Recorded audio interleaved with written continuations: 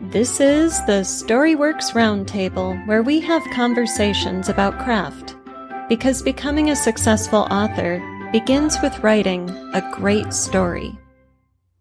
This week's Storyworks Roundtable is a continuation of our conversation with Carlee Tressel Alson on taking emotional risks in writing. We are digging into fiction and creative nonfiction this week.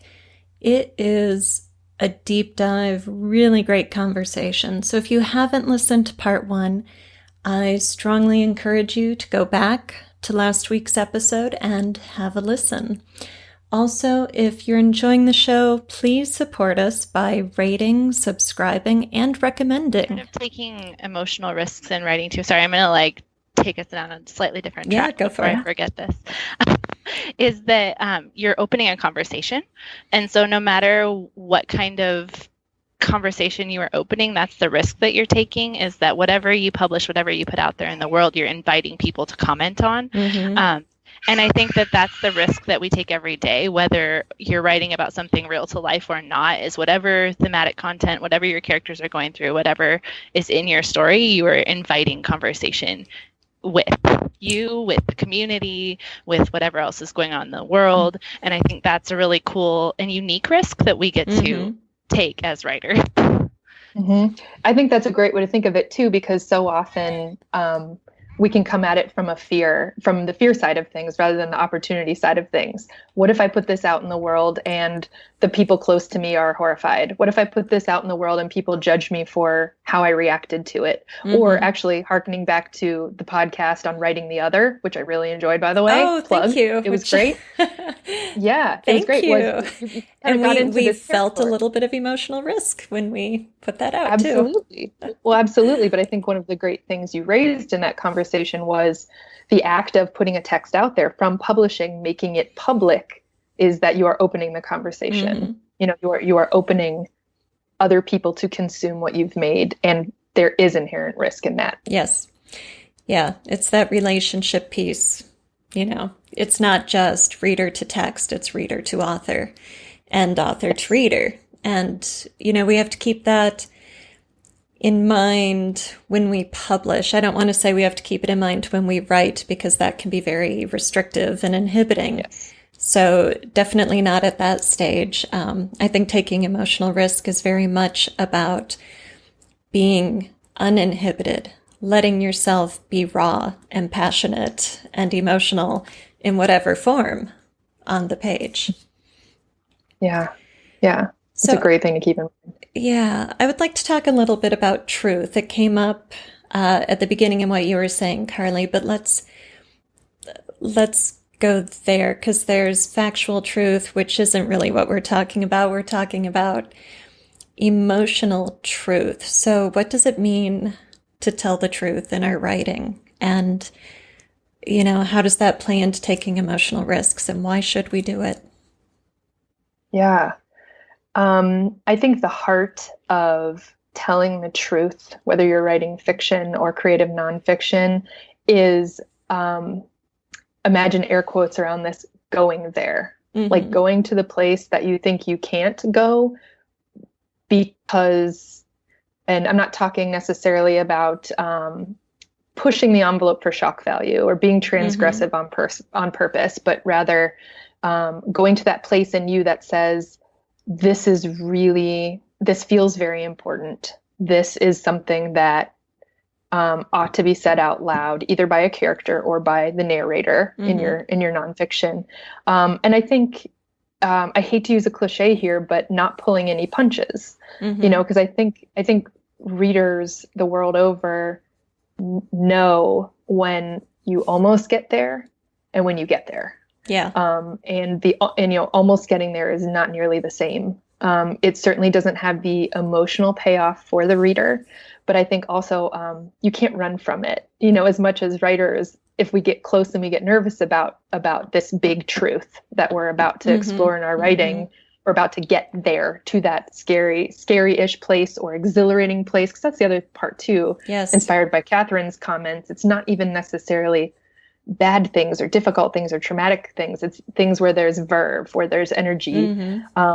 and you might even worry, like, I feel like the other side of the dark and stormy coin is like, you're afraid to be cheesy, or you're afraid to be like, over the top, or or over, exactly. Or like enthusiastic, but I think there's a way to be, to get to a very joyful truth, or get to a very enthusiastic truth without being a cornball, but I think that takes artfulness, it takes, and some, I think, a really, open eye to our own writing. I think it also helps to have other trusted eyes on your writing too. But of course, I don't have to say that in this company. Right. We know the value of a good editor and a good writing colleague. So, yeah, absolutely. I like how you pointed out that kind of spectrum from scary to exhilarating. And I think for me,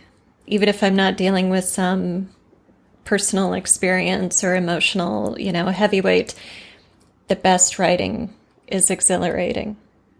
It feels good to be doing it, and feels important, and it feels like it should be said. It should be put on the page, even if it's just the description of the setting before we even get into the action. I mean, it's all of it. It's not just the dialogue being spoken or the action that, when the scene peaks, every piece of it builds into that. And gets at that truth. And I think part of understanding craft, whether it's fiction or nonfiction, is understanding how all these different elements weave together, so that when you sit down to write, from the first word to the last, everything feels important. Everything has a certain gravitas, and not that the writing has to be serious or feel heavy on the reader, but, that's where the truth lies. That's where the excitement is.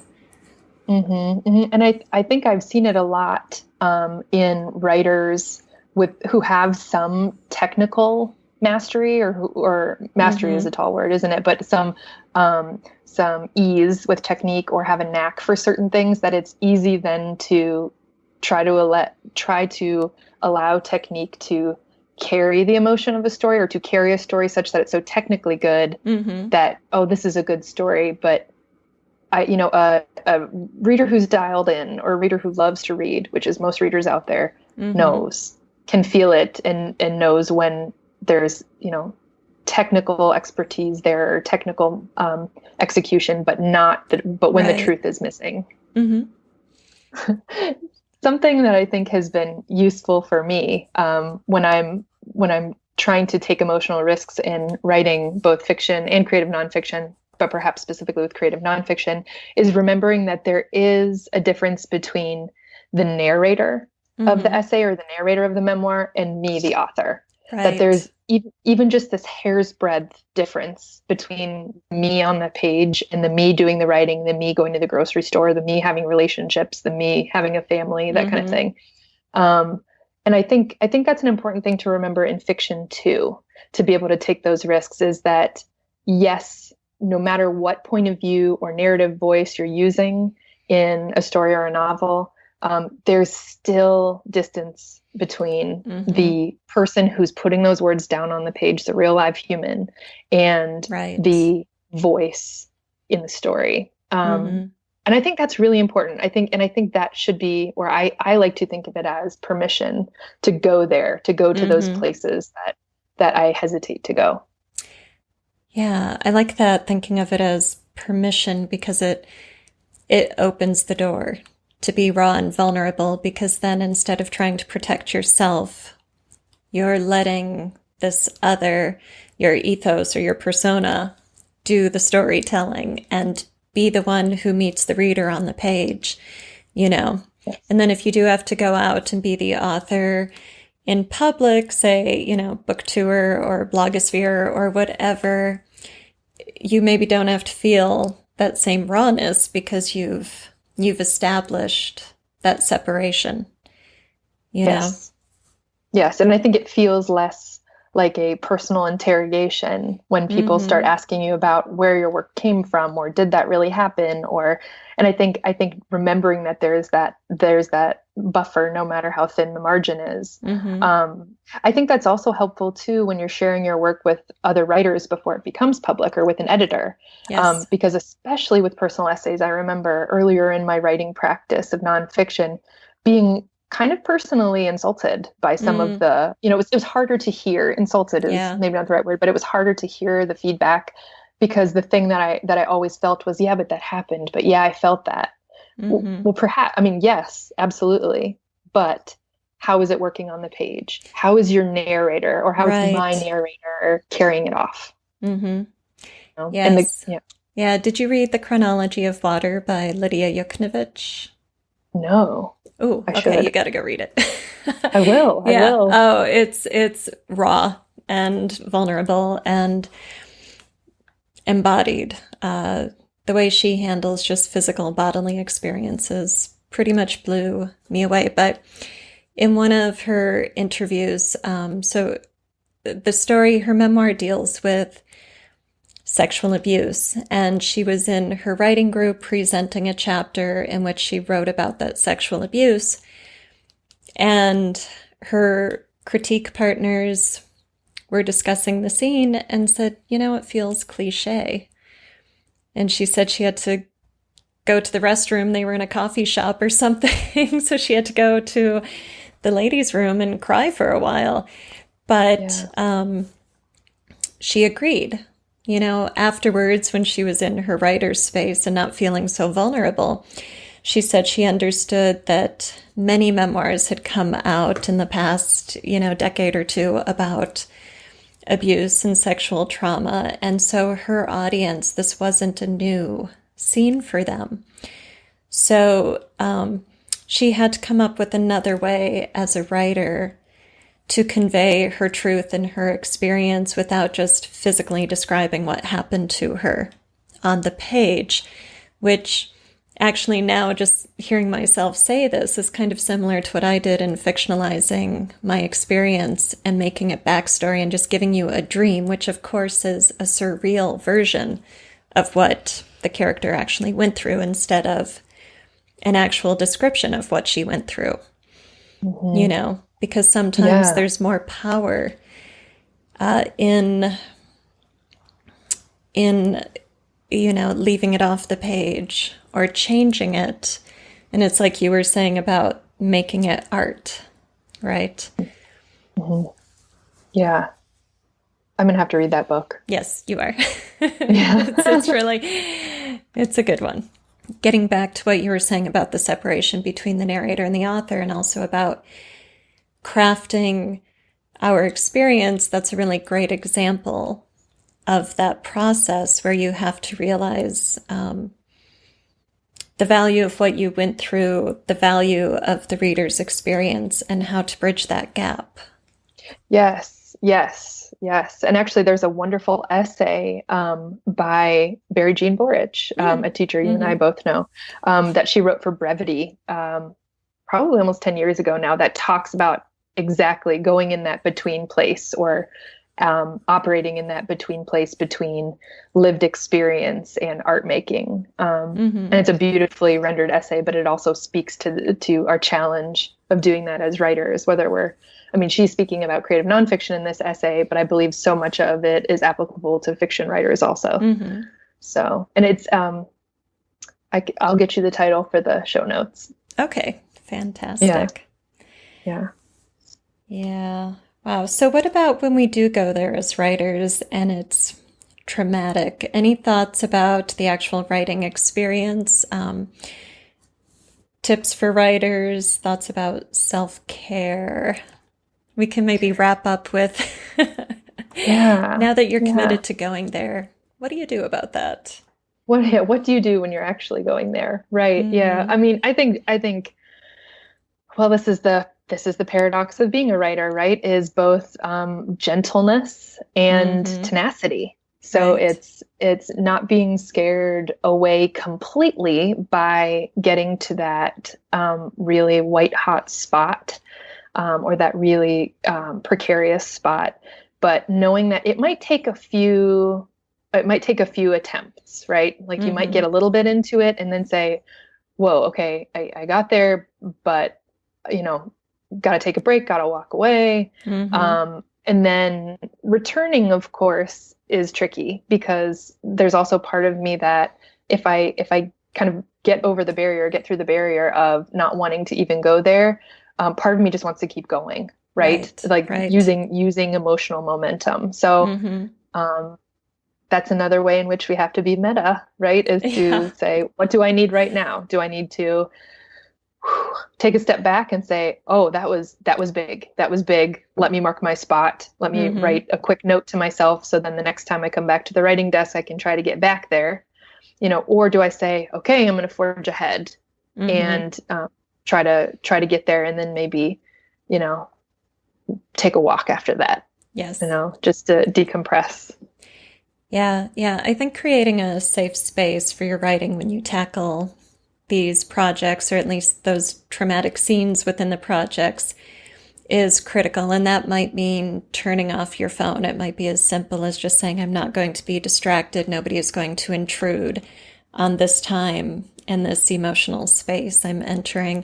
Or it might be as big as booking a retreat somewhere, getting a quiet room away from your real life and creating kind of a sheltered space for going through this process.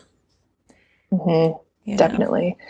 And I think for me, it's important not to have any expectations on how polished the writing will be on the other side. And just to know that getting the essence or the story or some sort of draft down of a scene or a whole essay, sometimes if it's coming whole cloth and you just got to go with it, or I just have to go with it. But knowing that it's going to take some revision, and that's okay. Getting it out there is the main thing in that moment. We're not quite at the revision step yet. Right. And I think too, we need to give ourselves permission to feel whatever comes up, because I know a lot of us will shut down difficult emotions or embarrassing emotions. I think a lot of us grew up feeling like it wasn't really okay to cry, or at least not to cry in front of people, or there's some embarrassment or shame with feeling big emotions, which is almost ironic, because when you look at the best stories, they're full of scenes of big emotions. Those are the most cathartic ones that we really connect with. And yet when it comes to our personal lives, it's, maybe not for everybody, but for many people, it doesn't feel safe or proper or, socially acceptable to just be a messy crying or angry or whatever mess for a little bit. So we have to let that come. Yeah. I think anger is a big one. That in my own writing, that has been a breakthrough emotion that definitely, has surprised me, that being able to have characters get really angry and do some pretty hurtful things, in showing their anger. Because that's the other thing is, it's one thing to have the character experience or the narrator experience what the anger feels like internally, but how does the anger manifest itself physically? How does it express itself in conflict? Right? When in polite society and family relationships, for some of us, that was not an option. Yeah. And I just, mentioning that reminds me of August Osage County, which I mentioned in the Writing Otherness episode. Julia Roberts' character expresses a lot of anger. And in the interview with her, she said that she wasn't sure she could play the part.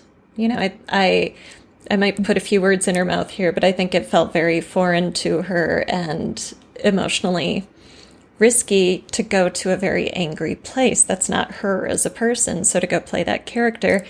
But she said the director gave her permission to really act that out and to express it all and to just be that angry. And it makes for so much better of a story and so much more interesting of a character. But just as we as writers need permission sometimes to go there and feel that and put it into our art, I think that's what she was talking about experiencing as an actor too. Absolutely. Yeah. I think I often think that, you can always ease off the drama and the really highly emotional things that come forth when you're drafting. You can always scale back on that. Mm-hmm. But I feel like if you've kind of found that hot spot, or if you've found that place where the emotions are really flowing, mm-hmm. go for it. Yes. You're not going to be held to making sure it came out right in that one try.